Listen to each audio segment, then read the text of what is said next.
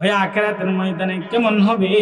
আখিরাতের ময়দানে ওই সূর্যটা মাথার কাছে চলে আসবে, যে সূর্য 13 লক্ষ গুণ দূর থেকে তোমাকে আলো দেয়, আর সেই আলোটা তুমি গ্রহণ করতে অনেক সময় শরীরে তোমার পুইরা যায়। যারা কৃষিক্ষেত্রে কাজ করে তাদের যে কষ্টটা হয় তুমি নিজেও তো অনেক সময় দেখো। পক্ষান্তরে তুমি কি কখনো ভাবো না তোমারও তো এরকম হবে? ওই কিয়ামতের ময়দানে তোমার মাথার কাছে সূর্যটা চলে আসবে, মাথার কাছে সূর্যটা চলে আসবে। হাদিস শরীফের মধ্যে আসছে ওই সূর্যের তাপে মাথার মগজটা টকবক করতে থাকে।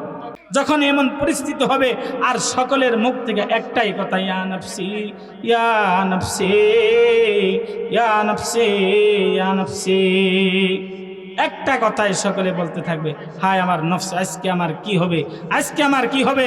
শুধু তাই নয় ভাইয়েরা, শুধুমাত্র এতটুকুই নয়, এটা ভাববেন না যে শুধু আমার আপনার দোষে এটা হবে, প্রত্যেক নবীরও দোষে এক। আল্লাহ পাক রব্বুল আলামিনের কাছে কারো বিচার কার্য পরিচালনা করার জন্য সুপারিশের এই সক্ষমতা থাকবে না। হযরত আদম আলাইহিস সালামের কাছে মানুষেরা যাবে, ইয়া আদম আলাইহিস সালাম, আপনি তো আমাদের পিতা, আপনি তো আমাদের আদি পিতা, আল্লাহ পাকের কাছে আমাদের বিচার কার্য পরিচালনা করার জন্য একটু সুপারিশ করুন। হযরত আদম আলাইহিস সালাম কি বলবে শুনেন।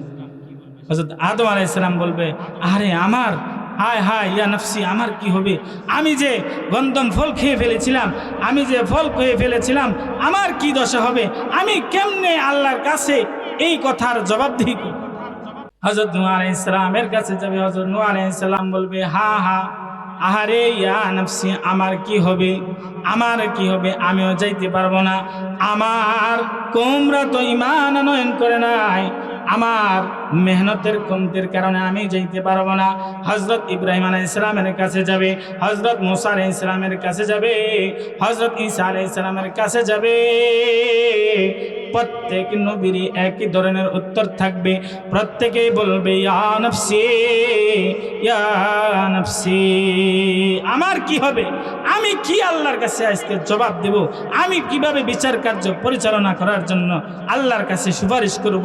তখন সকলে মিলে বলবে, তোমরা এই নবীদের কাছে নয়, বরং তো একবারে যেই নবীকে তৈরি না করলে দুনিয়া তৈরি করা হতো না, যেই নবীটা হলো সাইয়্যিদুল আম্বিয়া, যেই নবীটা হলো সকল নবীদের সরদার, সেই নবীটার নাম হইল মুহাম্মাদুর রাসূলুল্লাহ সাল্লাল্লাহু আলাইহি ওয়াসাল্লাম। তখন সকলে মিলে হযরতে মুহাম্মাদুর রাসূলুল্লাহ সাল্লাল্লাহু আলাইহি ওয়াসাল্লামের কাছে যাবে।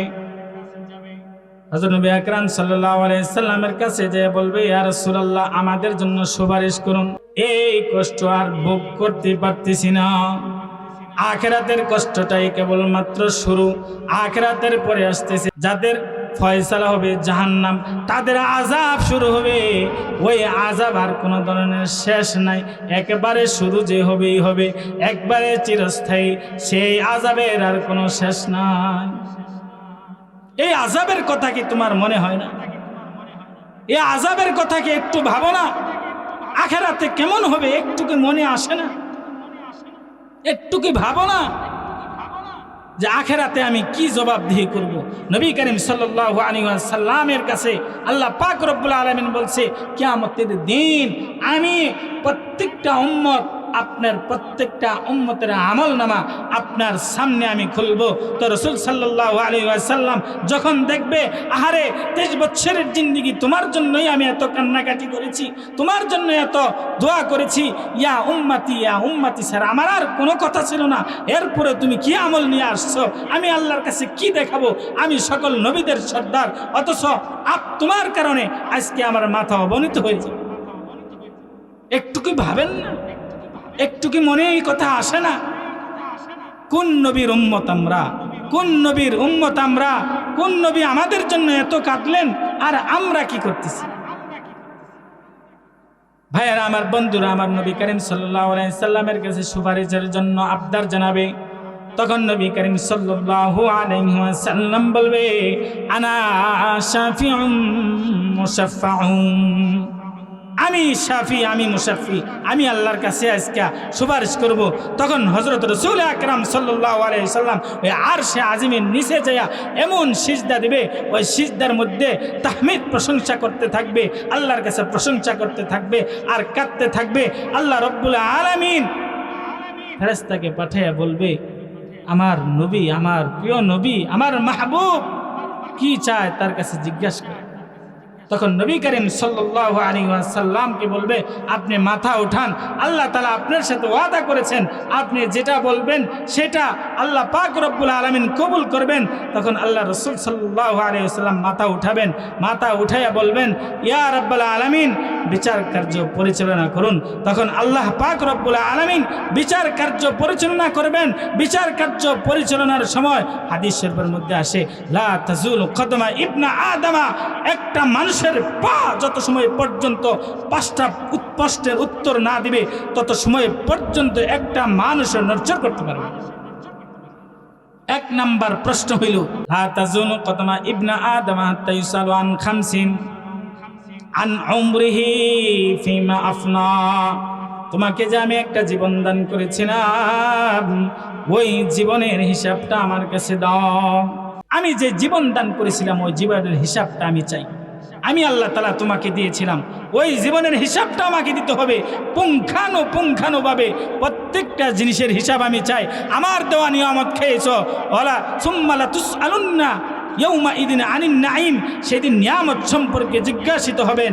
সব নিয়ামত খেয়েছ, সব কিছু গ্রহণ করেছ, কিন্তু আমি আল্লাহ পাক রব্বুল আলামিনের আমলগুলা তুমি করো নাই, আমি আল্লাহ পাক রব্বুল আলামিনের হুকুমগুলা তুমি পড়ো নাই। দ্বিতীয় পর্যায়ে প্রশ্ন করা হবে, আন শাবাবিহি ফিমা আবলা, যৌবন সম্পর্কে জিজ্ঞাসা করা হবে,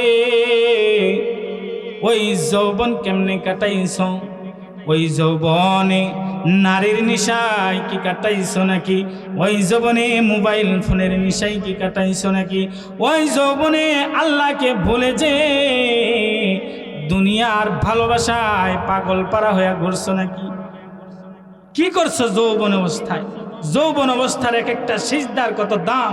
এই জন্য যৌবন অবস্থার মধ্যে যারা সিজদায় কাটায়, আল্লাহ পাক রব্বুল আলামিন ওই কিয়ামতের ময়দানে যখন কঠিন অবস্থা থাকবে, ওই সময় আরশে আজিমের নিচে যে 7 জনের অবস্থান করার সুযোগ দান করবেন, তাদের মধ্যে অন্যতম হলো যারা নাকি যুবক অবস্থার মধ্যে আল্লাহ পাক রব্বুল আলামিনের সিজদা করেছে।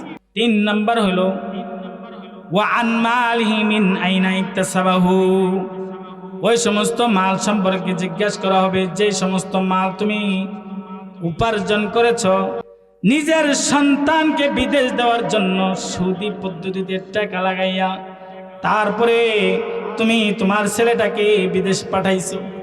এতই না দরকার হয়েছে, এতই বড় দরকার, নিজেকে আগুনের মধ্যে ফেলাইয়া, নিজেকে আল্লাহ পাক রব্বুল আলামিনের নাফরমানির মধ্যে ফেলাইয়া নিজের সন্তানকে বিদেশ দিতে হবে, নিজের সন্তানকে চাকরি নেওয়ার জন্য এরকম অবৈধ পদ্ধতি অবলম্বন করতে হবে।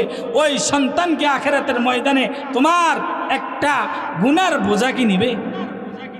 হাদিস শরীফের মধ্যে আসছে, ওই কিয়ামতের ময়দানে যখন একটা সওয়াবের কমতি হবে, তখন ওই লোকটা ঘুরতে থাকবে, নিজের সন্তানের কাছে যাবে, আরে তোমার জন্য কত কিছু করেছি, দুনিয়ার মধ্যে তোমার জন্য কত অবৈধ পদ্ধতিতে টাকা গ্রহণ করেছি, কত কিছু করেছি, আজকে একটা আমলের কারণে আমি জান্নাতে যাইতে পারতেছি না, আমার একটা গুনাহ কি তুমি নিবা?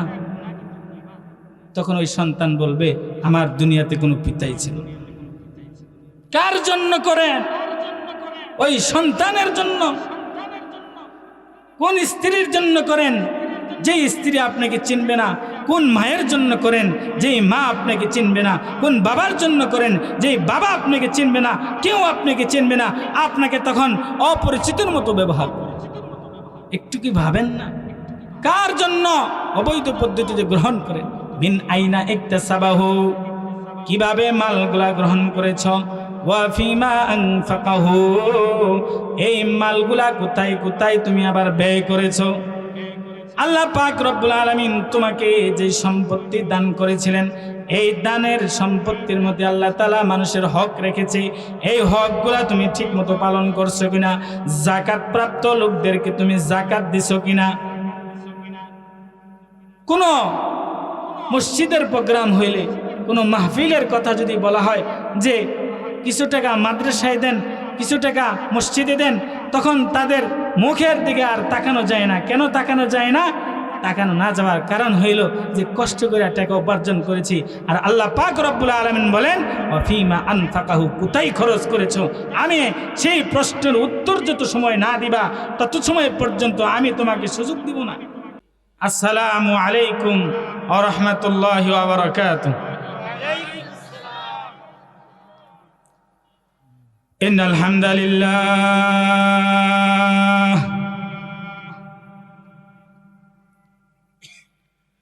আলহামদুলিল্লাহিল আকরাম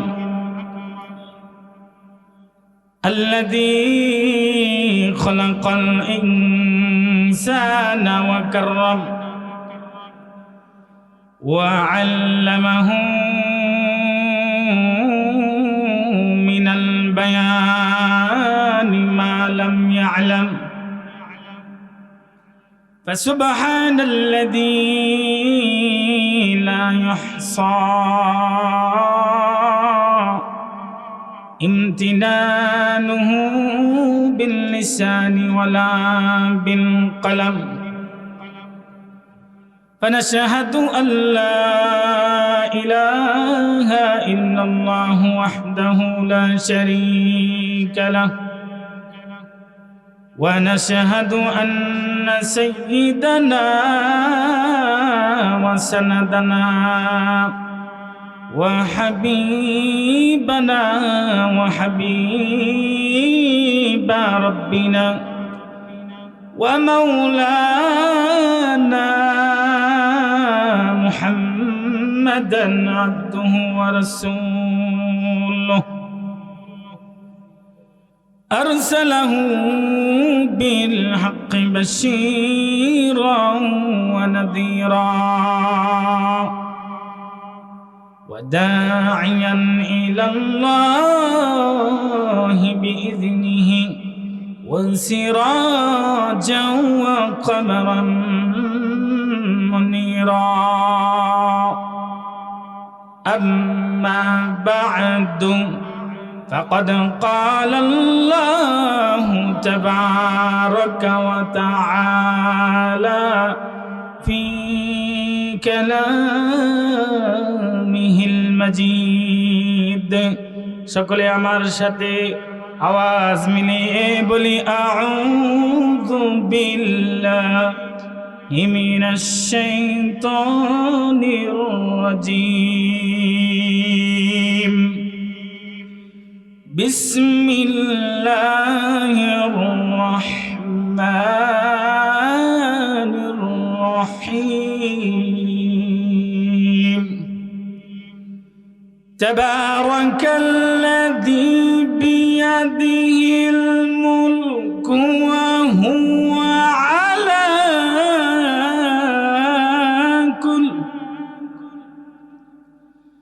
على كل شيء قدير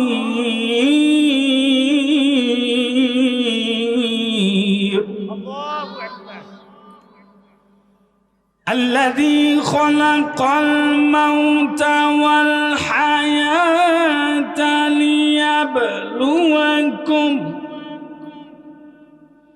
ليبلوكم أيكم أحسن عملا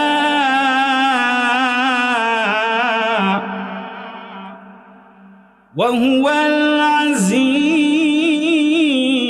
العزيز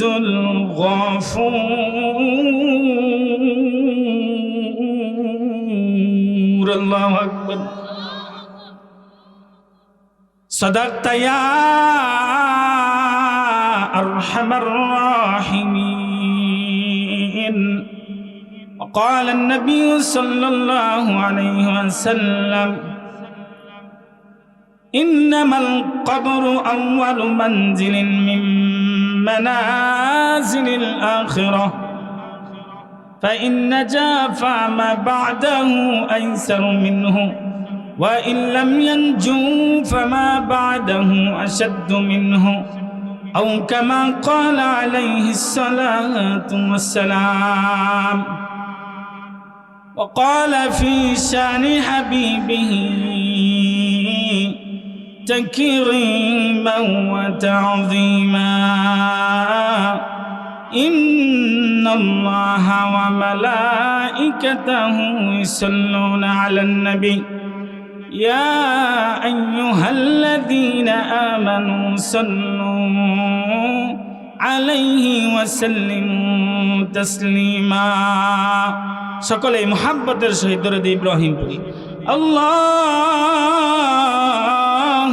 সাল্লি আলা মুহাম্মাদিন ওয়া আলা আলি মুহাম্মাদ কামা সাল্লাইতা আলা ইব্রাহিম ওয়া আলা আলি ইব্রাহিম ইন্নাকা হামিদুম মাজিদ। اللهم بارك على محمد وعلى آل محمد كما باركت على إبراهيم وعلى آل إبراهيم إنك حميد مجيد. يا همسا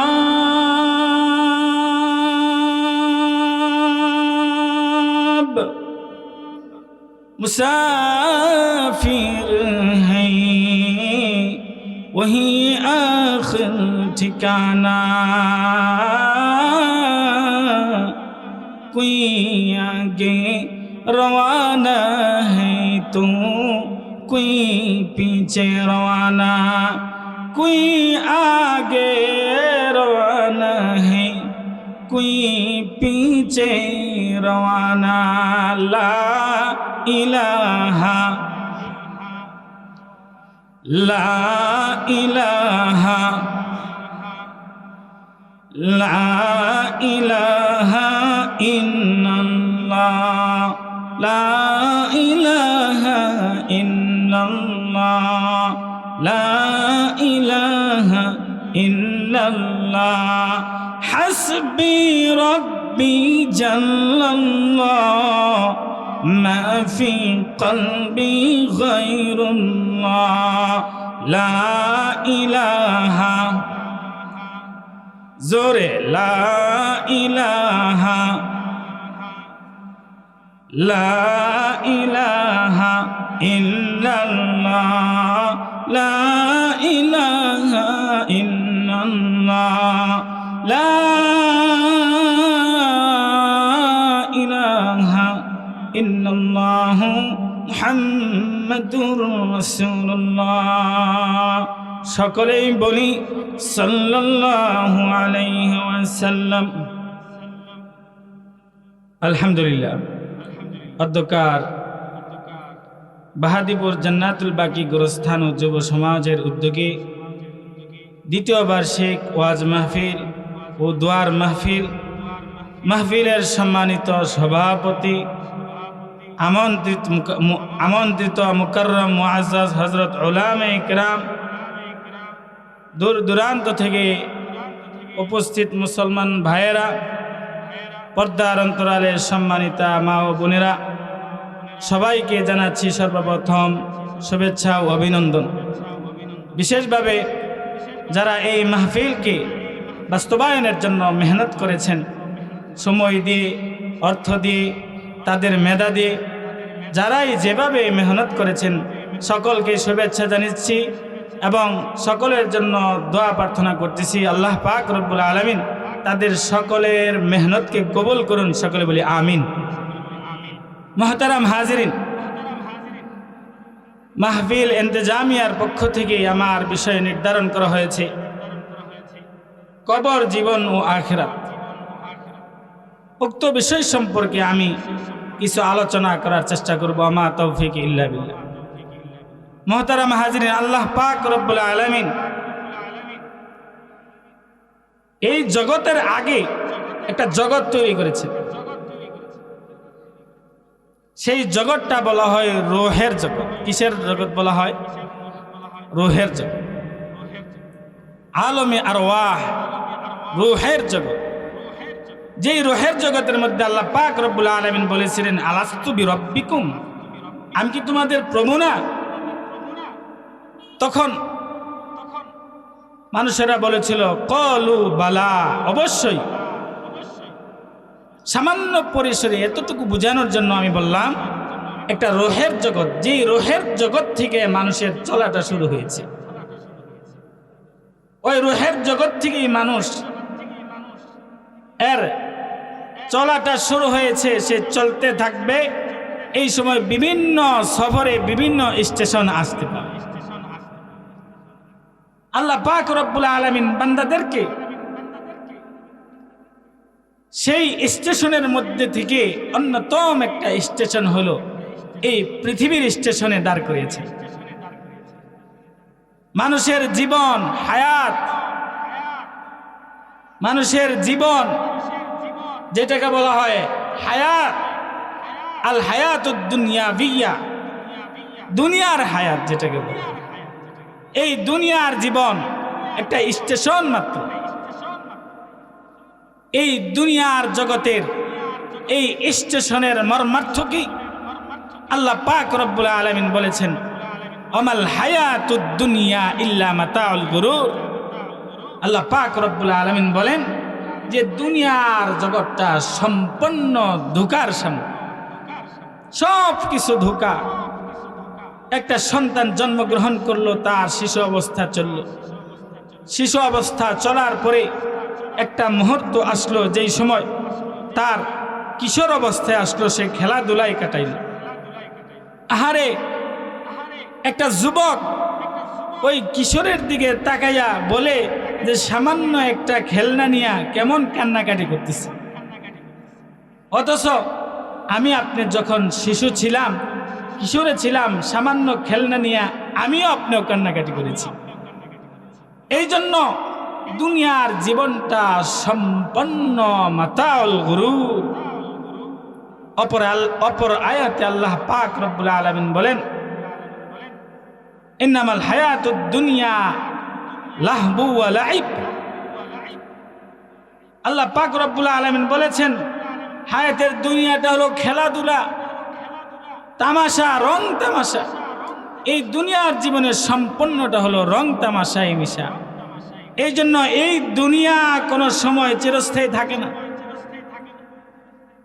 দুনিয়ার জগৎটা কেমন?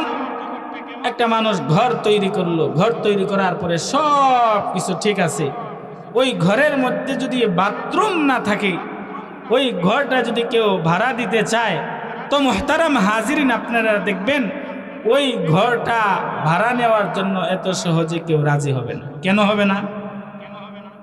ওই বাথরুমে কি কেউ থাকবে? ওই বাথরুমে কি কেউ বিছানা করবে? ওই বাথরুমে কি কেউ ঘুমাবে? কয় না না না, ঘুমাবে না। কিন্তু ওই বাথরুম ছাড়াও চলে না। কিন্তু বাথরুমটা কতটুকু জরুরত? কয় বাথরুমটা ততটুকু জরুরত যতটুকু কাজে হাজতের জন্য জরুরত, এর থেকে বেশি। এই জন্য দুনিয়ার জগৎটা হলো এরকম। এই সম্পন্ন জগৎটাই হলো এরকম। জরুরত যতটুকু ততটুকুই নিতে হবে, এর থেকে বেশি নেওয়ার চিন্তা ভাবনা যদি কেউ করে তাহলে সব থেকে বড় বোকা হলো সে। আল্লাহ পাক রব্বুল আলামিন বলেন বাল তুসিরুনাল হায়াতাদ দুনিয়া ওয়াল আখিরাতু খায়রুন ওয়া আবকা।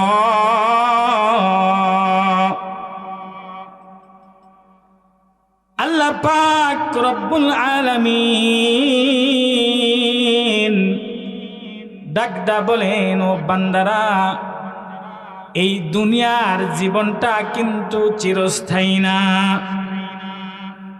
এই দুনিয়ার জীবনটা হলো অস্থায়ী, যে কোনো সময় এই দুনিয়ার জীবনটা শেষ হয়ে যাবে। কিন্তু বোকার স্বর্গে যারা বসবাস করে তারা বাল তুসিরুনাল হায়াতাদ দুনিয়া, যারা বোকার স্বর্গে বসবাস করে তারা ওই দুনিয়াকে প্রাধান্য দেয়, তারা দুনিয়ার সব কিছু প্রাধান্য দেয়। এই জন্য বায়া দুস্থ বুজুর্গ, তার মতো তো বোকা হতে পারে না। একজন লোক যখন ট্রেনে সফরে যাইতেছে, হঠাৎ করে মাঝখানে একটা স্টেশনে দাঁড়াইলো, ওই স্টেশনে দাঁড়িয়ে কি সে সেখানের মধ্যে বিছনা পাতি সব কইরা সেখানে ঘুমানোর প্রস্তুতি নিবে? ঘুমানোর প্রস্তুতি নিবে না। কেন নিবে না? সে জানে যে আমি ঘুমানোর প্রস্তুতি নিলে যে কোনো সময় আমাকে রেখে ট্রেন চলে যাবে, আমার জিনিস যেগুলো নেওয়ার কথা আমার তো সেগুলো নেওয়া হবে না। এই জন্য দুনিয়ার জীবনটা হলো সামান্য পরিমাণে, যতটুকু না হলেই নয়। আজ-জরুরাতু তাতাকাদ্দারু বিকদরি জরুরাহ, জরুরত ততটুকু যতটুকু প্রয়োজনের মাধ্যমে শেষ হয়ে যাবে, তার থেকে বেশি নেওয়ার চিন্তা ভাবনা করা যাবে না। ও মুসলমান,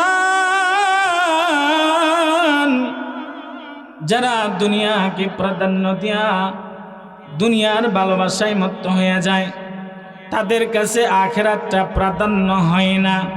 সে কখনো মাহফিলের প্যান্ডেলের নিচে আসতে পারে না, সে কখনো দিনের আওতায় আসতে পারে না। একটা জিনিস যদি কোনো বান্দার ভিতরে ফিট হয়ে যায়, আখিরাতের চিন্তা যদি দুনিয়ার চিন্তা বাদ রেখে প্রাধান্য পেয়ে যায় রে ভাই, তাহলে তার ভিতর থেকে দুনিয়ার সব ভালোবাসা চলে যাবে। আর দুনিয়া রাসু কুল্লি খতিয়া, সম্পূর্ণ দুনিয়ার ভালোবাসাটাই হলো হব্বুদ দুনিয়া রাসু কুল্লি খতিয়া। দুনিয়ার ভালোবাসা হলো সকল গুনাহের। কেউ যদি দুনিয়াকে ভালোবাসে তাহলে সে নেতা হতে চায়, আর যদি কেউ আখিরাতকে ভালোবাসে সে মসজিদের সামনের কাতারে যায় বৈশা পড়ে।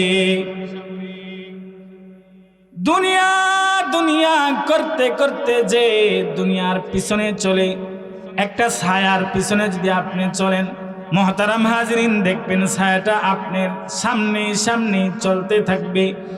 আর যদি আপনি ছায়াটাকে এভয়েড করে আপনি যদি ঘুরে চলতে থাকেন, দেখবেন ছায়াটা আপনার পিছনে পিছনেই চলতে থাকবে। দুনিয়ার দাম কতটুকু আল্লাহর কাছে দেখেন।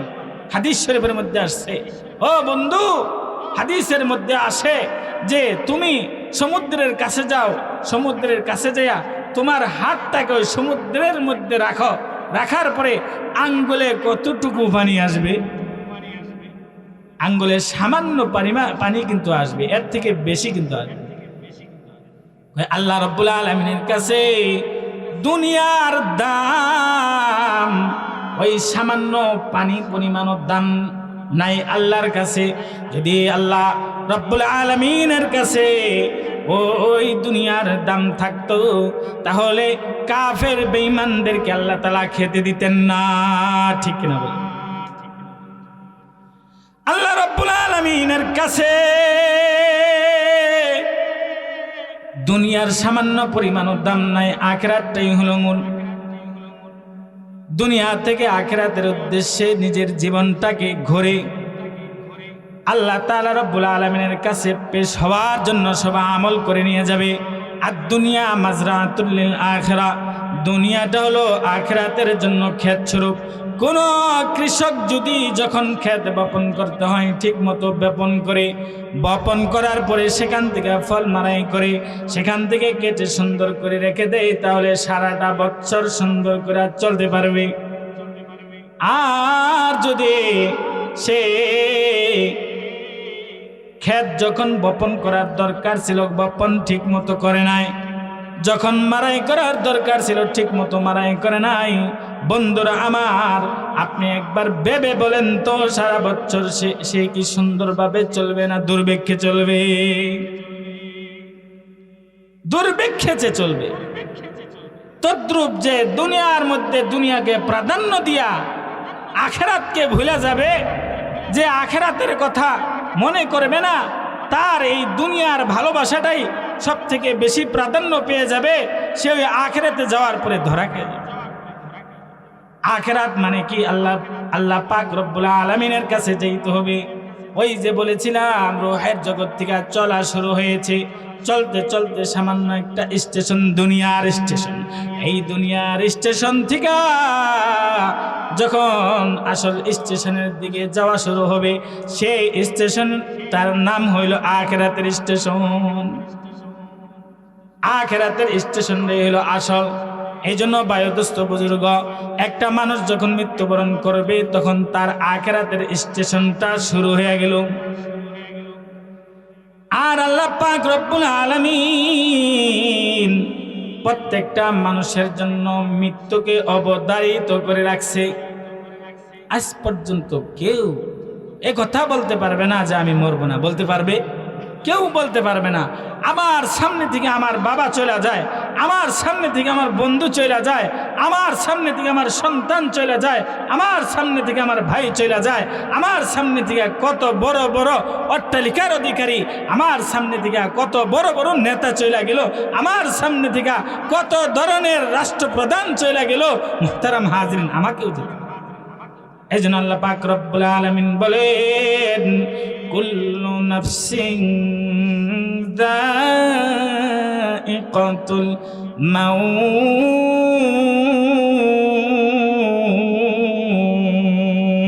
আল্লাহু আকবার। আল্লাহ পাক রব্বুল আলামিন বলেন, যাকে আমি নফস দিয়েছি তার মৃত্যু হবেই হবে। আপনি ভাবতেছেন শুধু আপনার মৃত্যুই হবে? সকল নফসের মৃত্যুবরণ হবে।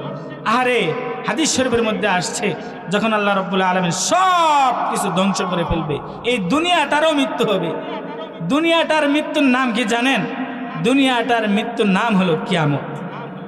কিয়ামত যখন হয়ে যাবে তখন আল্লাহ পাক রব্বুল আলামিন হযরত আজরাইলকে লক্ষ্য করে বলবেন, ও আজরাইল, দেখো তো আর কে আছে।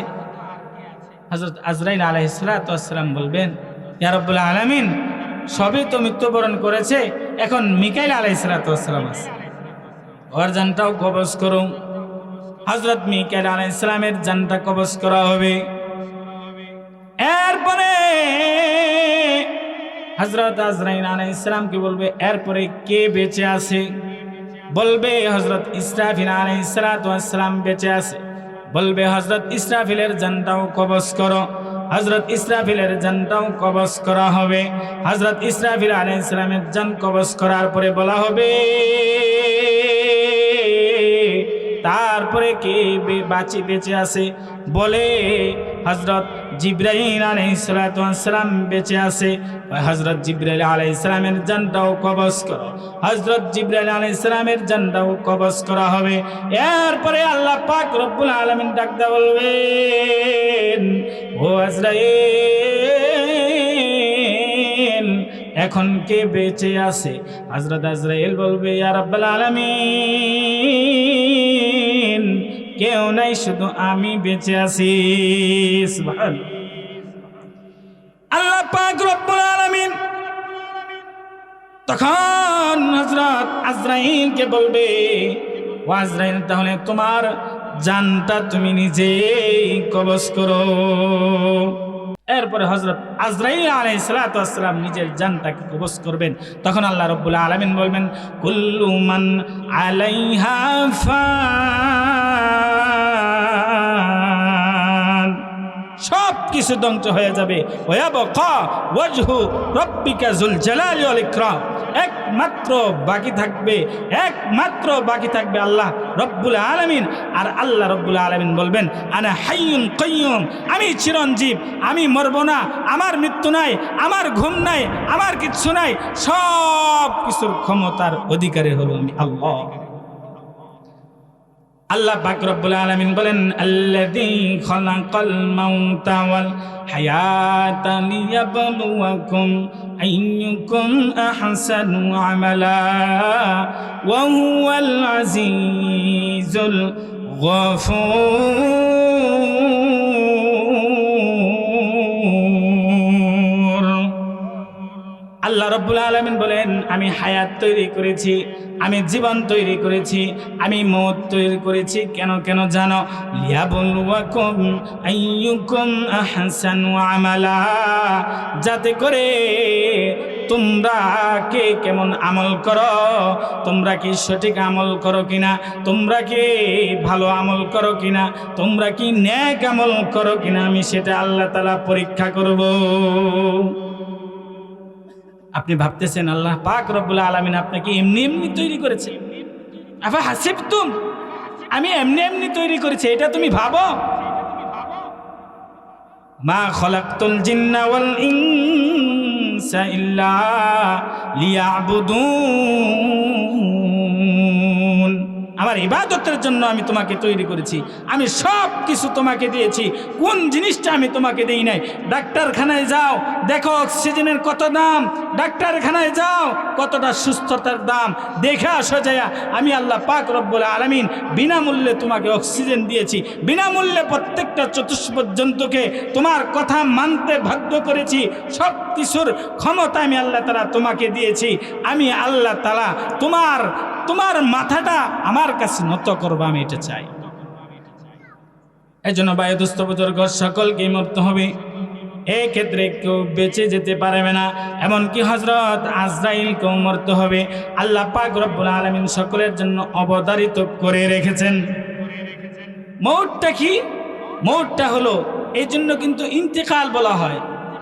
মওত মানে কি? ইন্তেকাল। ইন্তেকাল শব্দের অর্থ কি? স্থানান্তরিত হওয়া। স্থানান্তরিত হওয়ার অর্থ কি? এক জগৎ থেকে আরেক জগতে যাওয়া, এতটুকুই, এর থেকে অন্য কিছু নাই। এটা মনে মনে ভাবলে হবে না যে আর এরপরে কোনো ধরনের আর কথা হবে না, সব শেষ হয়ে গেছে, সব আমল নামা শেষ, আর কোনো ধরনের কথা হবে না। এরকম যদি ভেবে থাকেন তাহলে বোকার স্বর্গে বসবাস করতেছে। আল্লাহ পাক রব্বুল আলামিন বলেন প্রত্যেককে মরতে হবে, মৃত্যুর জন্য নির্ধারিত সময় আছে। ওই নির্ধারিত টাইমের আগে, ওই নির্ধারিত টাইমের পরে, 1 সেকেন্ড আগে, 1 সেকেন্ডের পরেও কাউকে সুযোগ দেওয়া হবে না। সুযোগ দেওয়া হবে যে সমস্ত বাচ্চারা, যে সমস্ত যুবকরা মনে মনে ভাবে আমি যুবক আছি, হয়তোবা আমি অনেক দিন বাঁচবো, আমার কেবল 20 বছর, আহারে আমার কেবল 20 বছর, হয়তো আমি 60 বছর পর্যন্ত, 80 বছর পর্যন্ত আমি বেঁচে থাকবো, এই ধরনের ধারণা যদি করে থাকো ও যুবক, মনে রেখো তাহলে ওই ধরনের ধারণা করাটা মানে তুমি বোকার স্বর্গে বসবাস করতেছো। আরে রাস্তার মধ্যে কি দেখো না কত মোটর সাইকেল চালাইয়া কত যুবক মৃত্যুবরণ করতেছে? আহারে কত বাবারাই তো মৃত্যুবরণ করতেছে।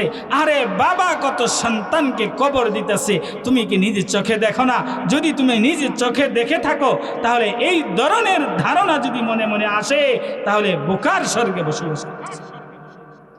আল্লাহ পাক রব্বুল আলামিন বলেন লিকুল্লি উম্মাতিন আজাল ফাইযা জাআ আজালুহুম লা ইস্তাখিরুনা সাআতাও ওয়া লা ইস্তাকদিমুন। আল্লাহ পাক রব্বুল আলামিন বলেন একটা সেকেন্ড আগেও হবে না, একটা সেকেন্ড পরেও হবে না। যেই সময়টা আমি আল্লাহ তাআলা রব্বুল আলামিন যেই বান্দার জন্য নির্ধারণ করেছি, একবারে ইন দ্য জাস্ট টাইম, একবারে যথা টাইমে আমি আল্লাহ রব্বুল আলামিন তার মৃত্যুটা দান করে দিব। কিতাবের মধ্যে আসে ভাইরা আমার, সাদ্দাতের কথা আপনারা শুনেছেন। সাদ্দাত নামক একজন বড় অহমিকার অধিকারী ছিল, খুব অহংকার করত। আল্লাহ তাআলা রব্বুল আলামিন তাকে জীবন দান করেছিলেন। কিভাবে শুনলে আশ্চর্য হয়ে যাবেন। যখন সাদ্দাত তার মায়ের গর্ভে রয়েছে, গর্ভে থাকা অবস্থায় জাহাজের মধ্যে এক জায়গা থেকে আরেক জায়গায় যাচ্ছে, যাওয়ার মুহূর্তে হঠাৎ করে আল্লাহ তাআলা রব্বুল আলামিনের কি কুদরত, হঠাৎ করে জাহাজটা ডুবে গেল। জাহাজটা ডুবার পরে ওই জাহাজের একটা কাঠের খণ্ডের উপরে ওই সাদ্দাতকে আল্লাহ পাক রব্বুল আলামিন জীবন দান করলো। সেখানে গর্ভবতী মাকে প্রসব করাইল। এবং তার মা সেখানেই মৃত্যুবরণ করলো। আল্লাহ পাক রব্বুল আলামিন ওই স্রোতকে আদেশ দিল, ও স্রোত, তুমি এই যে সন্তানটা নবভূমিষ্ঠ এই বাচ্চাটাকে নদীর কিনারায় নিয়ে যাও, সমুদ্রের কিনারায় নিয়ে যাও। সমুদ্রের কিনারায় নিয়ে গেল। সমুদ্রের কিনারায় নিয়ে যাওয়ার পরে যেই বন জঙ্গলের মধ্যে বাঘগুলা থাকে, ওই বাঘগুলা মানুষকে খায় না, আদর করে। কিন্তু আল্লাহ রাব্বুল আলামিন বাঘকে ডাকদা বলল, ও বাঘ, আমার আদেশ, এই যে বাচ্চাটা দেখতেছো, এই বাচ্চাটাকে তুমি খাবা না, বরঞ্চ তোমার দুধের মাধ্যমে এই বাচ্চাটাকে তুমি বড় করবা, এই বাচ্চাটাকে তুমি লালন পালন করবা। সুবহানাল্লাহ বলবেন না? আল্লাহ পাক রব্বুল আলামিন ওই বাচ্চাটাকে ওই বাঘের মাধ্যমে আস্তে আস্তে বড় করলো। বড় করার পরে শুধুমাত্র বড় করাটাই শেষ নয়, দুনিয়ার বড় বড় অট্টালিকা, যাদেরকে আল্লাহ তাআলা ধনভাণ্ডারের অধিকারী করেছিলেন, যাদের কাছে মাল সম্পদ ভরপুর ছিল, তাদের মধ্যে অন্যতম হলো সাদ্দাত। আল্লাহ তাআলা রব্বুল আলামিন তাকে দান করেছিলেন। কিন্তু যখন বড় হইল, যখন মাল সম্পত্তির অধিকারী হইল, তখন আল্লাহ রব্বুল আলামিনের সাথে নাফরমানি করল। শুধু নাফরমানি না, সে একটা বেহেশত তৈরি করলো। আমি কথাটা সংক্ষিপ্ত করতেছি, লম্বা কথা বলবো না। হযরত রাসূল আকরাম সাল্লাল্লাহু আলাইহি ওয়াসাল্লাম ঘটনাটি নিজেই বর্ণনা করেছেন। ওই সাদ্দাতকে যখন জন্মগ্রহণ করানোর পরে এত প্রতিপালনের মাধ্যমে এত কিছুর অধিকারী করাইলো, সে নাফরমানি করলো। নাফরমানি করার পরে কেমন ধরনের নাফরমানি? সে বলল, আল্লাহ তাআলা যেমন নাকি জান্নাত তৈরি করেছেন, তদ্রূপ আমি একটা জান্নাত তৈরি করব। নাউজুবিল্লাহ বলবেন না? আল্লাহ পাক রব্বুল আলামিন এর জান্নাতের মতো জান্নাত তৈরি করার জন্য যে সমস্ত সুন্দরী সুন্দরী নারী ছিল, যত হীরক ছিল, যত জহরত ছিল, সোনা ছিল, সব কিছুর মাধ্যমে সুন্দর একটা জান্নাত, মাইলকে মাইল পর্যন্ত একটা জান্নাতের মতো তৈরি করলো। জান্নাতের বিবরণ যেভাবে আছে সেভাবেই তৈরি করলো। তৈরি করার পরে যখন উদ্বোধনের সময় হয়েছে, উদ্বোধনের সময়ের মুহূর্তে আল্লাহ পাক রব্বুল আলামিনের পক্ষ থেকে একজন ফেরেশতা, সেই ফেরেশতার নাম কি? হযরত আজরাইল আলাইহিস সালাতু ওয়াস সালামকে আল্লাহ পাক রব্বুল আলামিন বললেন, ওই যে সাদ্দাত, ওই সাদ্দাদের জান কবজটা তুমি কেমন ভাবে করবা?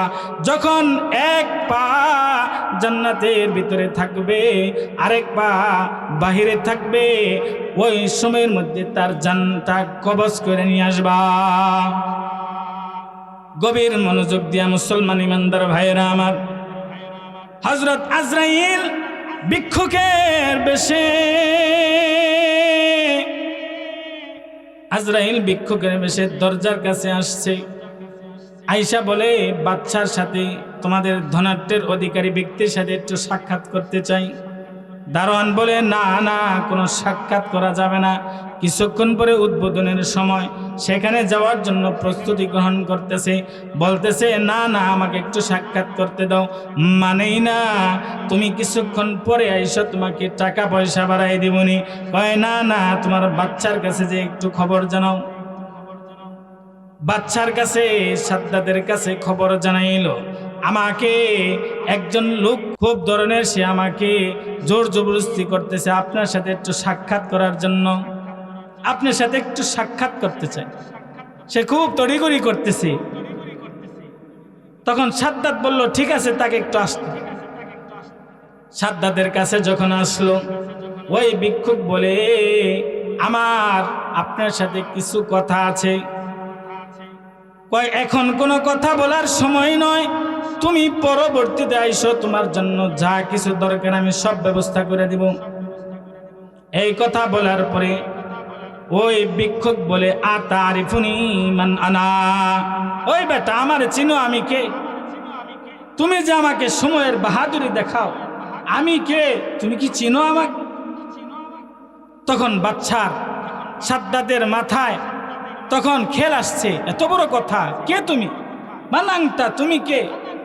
তখন ওই ভিক্ষুক বলে, আনা আজরাইল আলাইহিস সালাতু ওয়াস সালাম, আমি হলো সেই আজরাইল যে মায়ের কোল থেকে আমি সন্তানকে নিয়ে যাই, যে মায়ের কোল থেকে তার সন্তানকে আমি জান কবজ করে নিয়ে যাই, যেই সন্তানের কোল থেকে বাবাকে, সন্তানের কাছ থেকে মাকে আমি জান কবজ করে নিয়ে যাই, আমি হলো সে।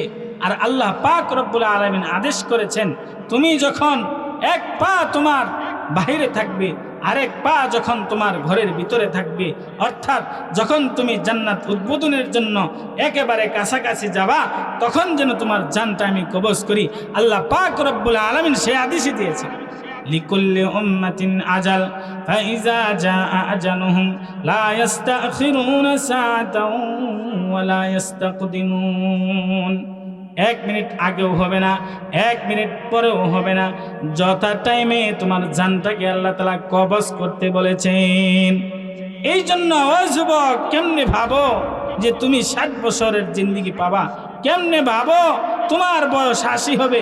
কেমনে ভাবো এই মাহফিল থেকে তুমি বাড়ি পর্যন্ত যাইতে পারবা? কেমনে ভাবো তোমার সময়টাকে হয়তো লম্বা করে দেওয়া হবে? এই ধরনের ভাবনা যদি করে থাকো, তাহলে ভুল ভাবনায় আছে। যথা টাইমে আল্লাহ রব্বুল আলামিন তোমার জানটাকে কবজ করার জন্য পাঠিয়ে দিবে, তোমাকে মরতেই হবে। এই জন্য আল্লাহ পাক রব্বুল আলামিন বলেন, এই দুনিয়ার জীবনটা কখনো চিরস্থায়ী না, আখিরাতের জীবনটাই হলো চিরস্থায়ী। ওয়াল আখিরাতু খায়রুন ওয়া আবকা, আখিরাতটাই হলো উত্তম এবং চিরস্থায়ী। আখিরাতটাই বাকি থাকবে, দুনিয়া বাকি থাকবে না। আখিরাতের ময়দানে মৃত্যুকে আনা হবে ভেড়ার বেশে, ভেড়ার বেশে আনার পরে বলা হবে যে এবার জবাই করে দাও। এখানের মধ্যে আর কোনো মৃত্যু নাই, এখানে আর কেউ মরার চিন্তা করবে না। একেবারে যে শুরু হবে, একবারে যার শুরু আসে তার শেষ নাই, সেই জগৎটার নাম হইল আখিরাত। মওতের পরে তোমার কবর, সেই কবরের মধ্যে তোমাকে যাইতে হবে। একবার কি ভাবনা, সেই কবরে যাওয়ার পরে আল্লাহ পাকের পক্ষ থেকে তোমার জন্য প্রশ্নগুলা রেডি করা রাখা হয়েছে। প্রশ্নগুলা হলো, আমার রব্বুকা, তোমার প্রভুকে, ওমা দীনুকা, তোমার দিন কি, ওমান নবিয়ুকা, এবং তোমার নবীকে। এই 3টা প্রশ্নের উত্তর তোমাকে দিতে হবে, কেউ পার পাবে না। এই প্রশ্নগুলোর উত্তর দিতেই হবে তোমাকে। তুমি যদি ঈমানদার হও, তাহলে সুন্দরভাবে বলতে পারবা, আমার প্রভু হলো রব্বি আল্লাহ, আমার প্রভু হলেন একমাত্র আল্লাহ পাক রব্বুল আলামিন। আর আমার দিন কি, দিন ইয়াল ইসলাম, ইসলাম হলো আমার ধর্ম। আমার নবীকে মুহাম্মদুর রাসূলুল্লাহ সাল্লাল্লাহু আলাইহি ওয়াসাল্লাম। আর যদি তুমি কাফের হও, আর যদি তুমি বেঈমান হও, তাহলে কি বলবা? হাদিস শরীফের মধ্যে আসছে, যখন তাকে প্রশ্ন করা হবে, তখন প্রশ্ন করার পরে সে যদি বেঈমান হয়, সে বলবে, হা হা লা আদ্রি, আমি তো জানি না, হা হা লা আদ্রি, আমার দিন কি আমি জানি না। এই ব্যক্তিটাকে যার ছবি দেখানো হচ্ছে, আমি তো জানি না, ইনি কে আমার তো জানা নেই। তখন আল্লাহ পাক রব্বুল আলামিনের পক্ষ থেকে ফেরেশতারা এমন ভাবে চাপ দিবে, হাদিস শরীফের মধ্যে আসছে, একটা ফেরেশতা এমন একটা লোহার হাতুড়ি নিয়ে আসবে, তাকে এমন ভাবে আঘাত করবে, এক আঘাতে সে 70 হাত মাটির নিচ পর্যন্ত চলে যাবে। এই জন্য বেঈমান হইয়া কেমনে যাওয়ার ফিকির, আখিরাতের ভাবনা কেন অন্তরের মধ্যে আনো না? আখিরাতের ভাবনা ছাড়া কিভাবে তুমি চলতে পারো? আখিরাতের ওই হাসরের কথা কি তোমার মনে আসে না? আহারে ওই কবরের কথা কি তোমার মনে আসে না? ওই পুলসিরাতের কথা কি তোমার মনে আসে না? ওই আখিরাতের ময়দানে কেমন হবে? আখিরাতের ময়দানে ওই সূর্যটা মাথার কাছে চলে আসবে, যে সূর্য 13 লক্ষ গুণ দূর থেকে তোমাকে আলো দেয়, আর সেই আলোটা তুমি গ্রহণ করতে অনেক সময় শরীরে তোমার পুইরা যায়। যারা কৃষিক্ষেত্রে কাজ করে তাদের যে কষ্টটা হয়, তুমি নিজেও তো একজন কৃষক, তুমি নিজেও তো অনেক সময় দেখো। পক্ষান্তরে তুমি কি কখনো ভাবো না তোমারও তো এরকম হবে? ওই কিয়ামতের ময়দানে তোমার মাথার কাছে সূর্যটা চলে আসবে, মাথার কাছে সূর্যটা চলে আসবে। হাদিস শরীফের মধ্যে আসছে ওই সূর্যের তাপে মাথার মগজটা টকবক করতে থাকে। আহা, কেমনে ভাবো, কেমনে ভুলে যাও আখিরাতকে, কেমনে আল্লাহ পাক রব্বুল আলামিনকে ভুলে যাও, কেমনে আখিরাতকে ভুলে যাও, কেমনে ওই হাসরের ময়দানের কথা ভুলে যাও, কেমনে ওই বিচারের কার্যের কথা ভুলে যাও।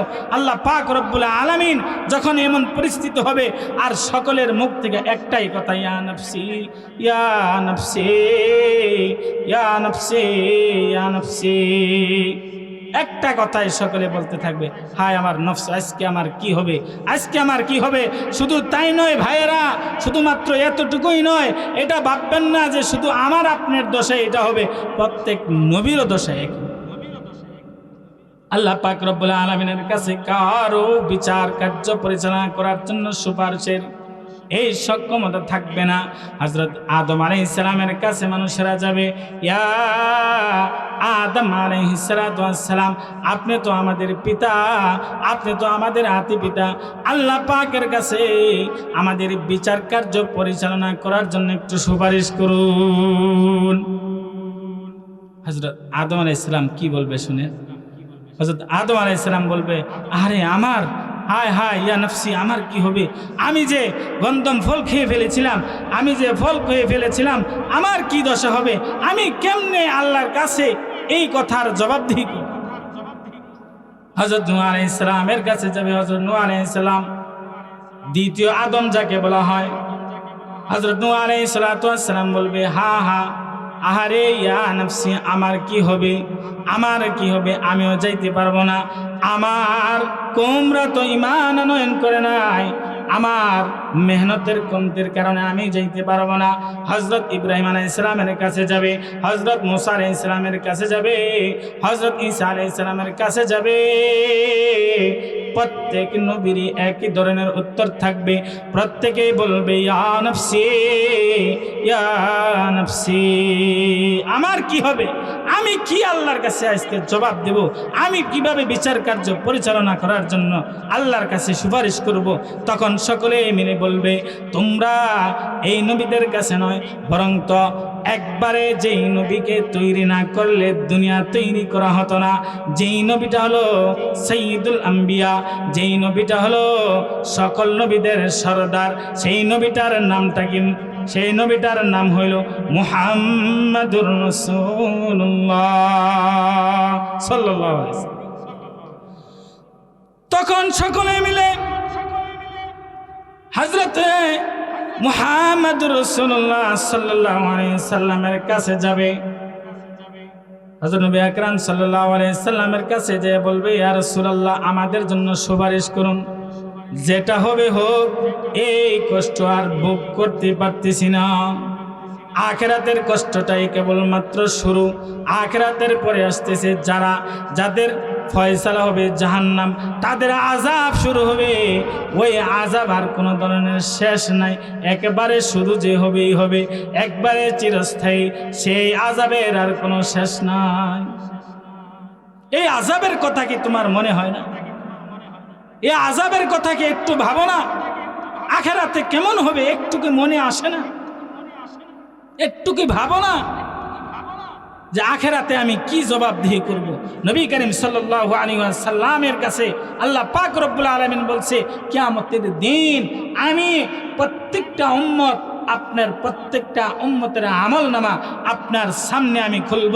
তো রাসূল সাল্লাল্লাহু আলাইহি ওয়াসাল্লাম যখন দেখবে, আহারে 23 বছরের জিন্দেগি তোমার জন্যই আমি এত কান্নাকাটি করেছি, তোমার জন্য এত দোয়া করেছি, ইয়া উম্মতি স্যার আমার আর কোনো কথা ছিল না, এরপরে তুমি কি আমল নিয়ে আসছো, আমি আল্লাহর কাছে কি দেখাবো, আমি সকল নবীদের সর্দার, অথচ তোমার কারণে আজকে আমার মাথা অবনীত হয়েছে। একটু কি ভাবেন না? একটু কি মনে এই কথা আসে না? কোন নবীর উম্মত আমরা, কোন নবীর উম্মত আমরা, কোন নবী আমাদের জন্য এত কাঁদলেন আর আমরা কি করতেছি? ভাইয়েরা আমার, বন্ধুরা আমার, নবী করিম সাল্লাল্লাহু আলাইহি সাল্লামের কাছে সুপারিশের জন্য আবদার জানাবে। তখন নবী করিম সাল্লাল্লাহু আলাইহি ওয়াসাল্লাম বলবে, আনা শাফিউম মুশাফফাউম, আমি শাফি, আমি মুশাফি, আমি আল্লাহর কাছে আজকে সুপারিশ করব। তখন হযরত রাসূল আকরাম সাল্লাল্লাহু আলাইহি সাল্লাম ওই আরশে আজিমের নিচে যায়া এমন সিজদা দিবে, ওই সিজদার মধ্যে তাহমিদ প্রশংসা করতে থাকবে, আল্লাহর কাছে প্রশংসা করতে থাকবে আর কাঁদতে থাকবে। আল্লাহ রব্বুল আলামিন ফেরেশতাকে পাঠিয়ে বলবে, আমার নবী, আমার প্রিয় নবী, আমার মাহবুব কি চায় তার কাছে জিজ্ঞাসা করে। তখন নবী করিম সাল্লাল্লাহু আলাইহি ওয়াসাল্লামকে বলবে, আপনি মাথা উঠান, আল্লাহ তাআলা আপনার সাথে ওয়াদা করেছেন, আপনি যেটা বলবেন সেটা আল্লাহ পাক রব্বুল আলামিন কবুল করবেন।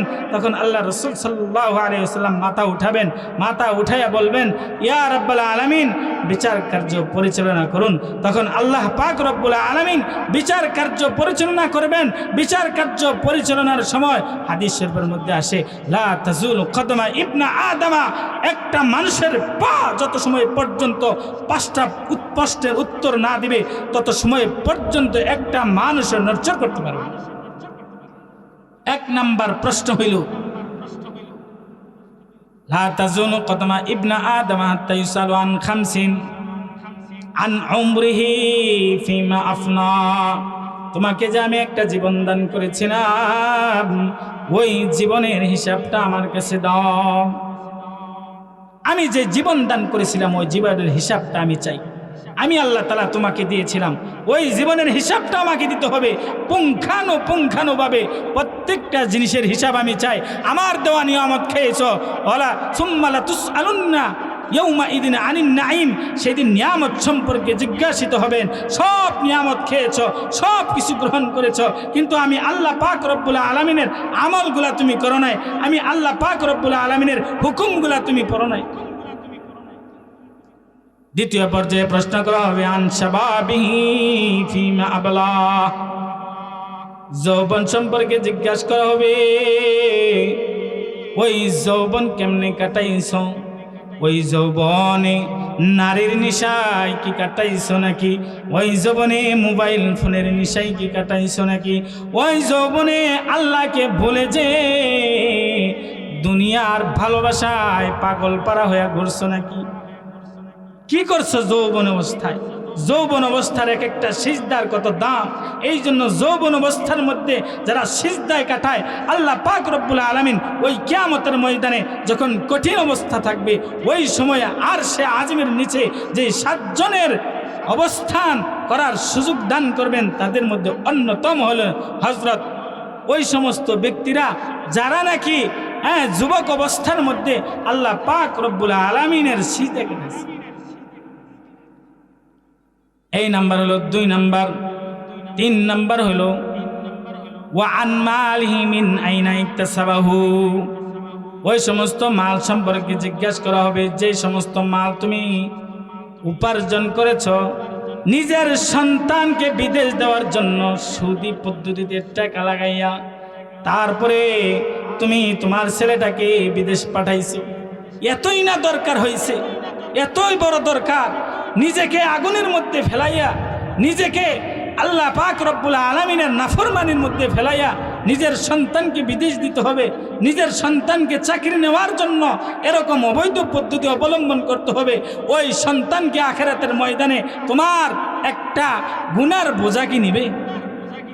হাদিস শরীফের মধ্যে আসছে, ওই কিয়ামতের ময়দানে যখন একটা সওয়াবের কমতে হবে, তখন ওই লোকটা ঘুরতে থাকবে, নিজের সন্তানের কাছে যাবে, আরে তোমার জন্য কত কিছু করেছি, দুনিয়ার মধ্যে তোমার জন্য কত অবৈধ পদ্ধতিতে টাকা গ্রহণ করেছি, কত কিছু করেছি, আজকে একটা আমলের কারণে আমি জান্নাতে যাইতে পারতেছি না, আমার একটা গুনাহ কি তুমি নিবা? তখন ওই সন্তান বলবে, আমার দুনিয়াতে কোনো পিতাই ছিল না।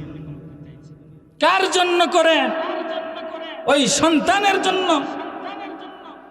কোন স্ত্রীর জন্য করেন? যেই স্ত্রী আপনাকে চিনবে না। কোন মায়ের জন্য করেন? যেই মা আপনাকে চিনবে না। কোন বাবার জন্য করেন? যেই বাবা আপনাকে চিনবে না, কেউ আপনাকে চিনবে না, আপনাকে তখন অপরিচিতের মতো ব্যবহার করে। একটু কি ভাবেন না? কার জন্য অবৈধ পদ্ধতিতে গ্রহণ করে? মিন আইনা ইকতাসাবাহু, কিভাবে মালগুলা গ্রহণ করেছ, ওয়া ফিমা আনফাকাহু, এই মালগুলা কোথায় কোথায় তুমি আবার ব্যয় করেছো। আল্লাহ পাক রব্বুল আলামিন তোমাকে যে সম্পত্তি দান করেছিলেন, এই দানের সম্পত্তির মধ্যে আল্লাহ তাআলা মানুষের হক রেখেছে। এই হকগুলা তুমি ঠিক মতো পালন করছো কিনা? যাকাত প্রাপ্ত লোকদেরকে তুমি যাকাত দিছো কিনা? কোনো মসজিদের প্রোগ্রাম হইলে, কোনো মাহফিলের কথা যদি বলা হয় যে কিছু টাকা মাদ্রাসায় দেন, কিছু টাকা মসজিদে দেন, তখন তাদের মুখের দিকে আর তাকানো যায় না। কেন তাকানো যায় না? তাকানো না যাওয়ার কারণ হইল যে কষ্ট করে টাকা উপার্জন করেছি। আর আল্লাহ পাক রব্বুল আলামিন বলেন ওয়াফিমা আনফাকাহু, কোথায় খরচ করেছো? আমি সেই প্রশ্নের উত্তর যত সময় না দিবা তত সময় পর্যন্ত আমি তোমাকে সুযোগ দিব না। আর চতুর্থ পর্যায়ে যখন শেষ হবে, পঞ্চম পর্যায়ে জিজ্ঞাসা করবে ওয়া মাযা আমিলা ফিমা আলিমা, আর যা তুমি মাজা আলিমা মাজা আমিলা ফিমা আলিমা, যা তুমি জানতা সেই অনুপাতে আমল করছো কিনা। তো ভাই ও দোস্ত বুজুর্গ, এই আমলি জিন্দেগি গঠন করা ছাড়া আর কোনো উপায় নাই। আখিরাতের জিন্দেগি গঠন করা ছাড়া আর কোনো উপায় নাই। এই কবর জিন্দেগি যখন শুরু হবে, এই কবর জিন্দেগিকে গঠন করার জন্য অবশ্যই অবশ্যই প্রস্তুতি গ্রহণ করতে হবে।